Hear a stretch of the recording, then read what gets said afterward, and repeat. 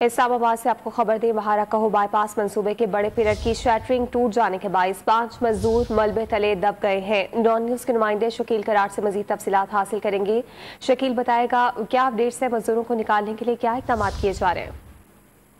जी बिल्कुल, बाराकहू इस्लामाबाद का जो बाराकहू एरिया है, यहाँ पर गुज़श्ता कुछ माह से बाईपास का काम जारी था और आज सुबह शटरिंग का काम जारी था, लेकिन शटरिंग जो है अचानक नीचे गिरी और नीचे मजदूर जो है वो बताए जा रहे हैं 5 से 7 बताए जा रहे हैं कि वो काम कर रहे थे कि उस मलबे के नीचे दब चुके हैं। भारी मशीनरी के हमरा जो अदालती टीमें हैं वो मजदूरों को निकालने की कोशिश जारी है। अभी तक तस्दीक नहीं हो पाई है कि मजदूर जो है वो जाँ बाक हो चुके हैं या अभी जिंदा है।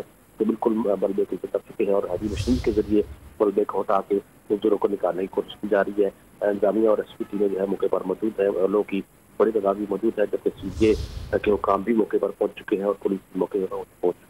मजदूरों को रेस्क्यू करने के लिए ऑपरेशन जारी है। बहुत शुक्रिया शकील, आपने ताज़ा तरीन तफसीलात फराहम की।